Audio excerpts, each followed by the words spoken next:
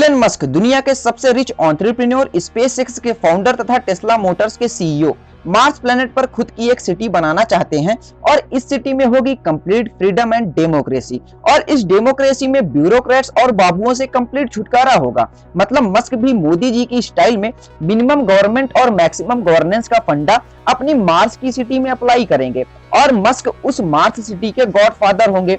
और मस्क की इस मार्स सिटी में लॉट्स ऑफ एम्प्लॉयमेंट और कैरियर अपॉर्चुनिटीज होंगी और बहुत सारी advance technology like 3D printing, flying cars और रोबोट से इंटरेक्शन और उनके साथ वर्क करने का मौका भी होगा। पर कहीं यह मस्क के लिए मुंगेरी लाल के हसीन सपनों वाली जैसी बात तो नहीं है? Well, let's find out. Story शुरू होती है साल 2001 से, जब मस्क गंजे थे और अपने स्टार्टअप को बेचकर नई वेंचर की शुरुआत करने की सोच रहे थे। और मस्क को आइडिया आया कि क्यों ना एक ऐसी स्पेस कंपनी बनाई जाए जो कि चीपेस्ट प्राइस में ह्यूमंस को मून और मार्स प्लेनेट पर भेज सके। बस यहीं से शुरू हुई स्पेसएक्स की जर्नी आज मार्स मिशन तक पहुंच गई है। Well, first of all, Elon Musk Mungeri Lal नहीं है।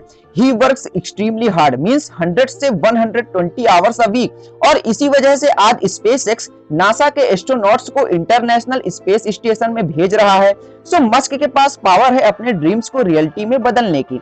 इवन मस्क ने एक इंटरव्यू में कहा था कि रोज सुबह उठने के बाद ह्यूमंस के पास एक कारण होना चाहिए जिसके लिए वह वर्क कर सके, होपफुल हो सके और ह्यूमंस को मल्टी प्लेनेटरी बनाने का विजन यह कारण बन सकता है।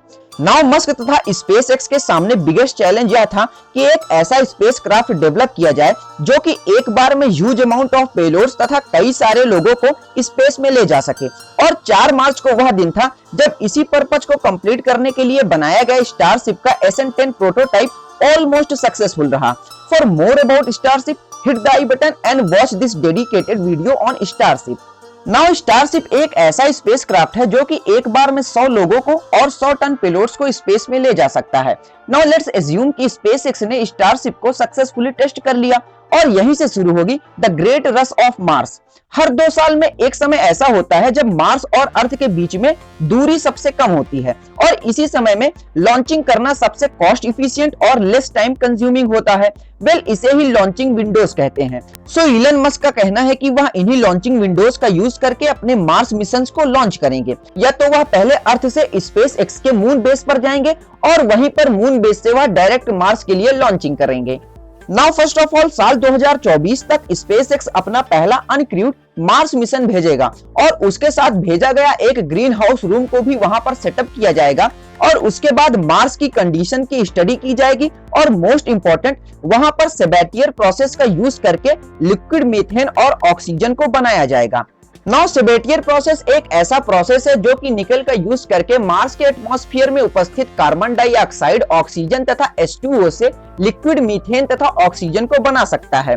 और स्टारशिप में लगे स्पेसएक्स के रैप्चर टेक्नोलॉजी के इंजन्स इस फ्यूल को इजीली कंज्यूम कर सकते हैं। एक बार यह स्टडी कंप्लीट होने के बाद स्पेसएक्स एक दिन में 3 स्टारशिप लॉन्च करेगा।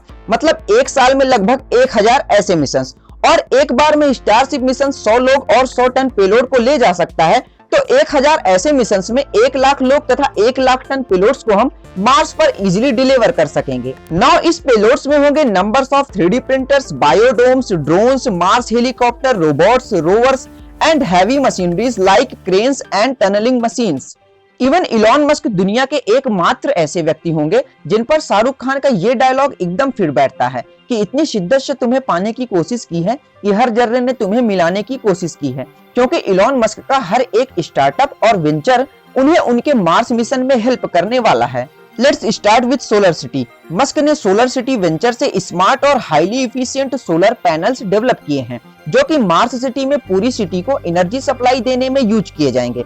मस्क की the boring company Mars mission में मार्शियन सरफेस को ड्रिल करने में यूज होगी ताकि हम मार्स सरफेस के नीचे केव्स में रहकर मार्स यूवी से अपनी प्रोटेक्शन कर सकें। इवन मार्स पर खोदी गई इन्हीं टनल्स में स्पेसएक्स हाइपरलूप डिप्लॉय कर सकता है और मार्स के एक किनारे से दूसरे किनारे की जर्नी इससे और ज्यादा इजी हो जाएगी। इवन मस्क की टेस्ला साइबर ट्रक को यह क्लेम किया जाता है कि यह मार्स के सरफेस पर ऑलरेडी चल सकती है। सो इलॉन मस्क की कंपनी टेस्ला जल्द ही ऐसे ट्रक्स और सेमी ट्रक्स डेवलप कर सकती है जो कि मार्स के सरफेस पर इजीली मूव कर सकें।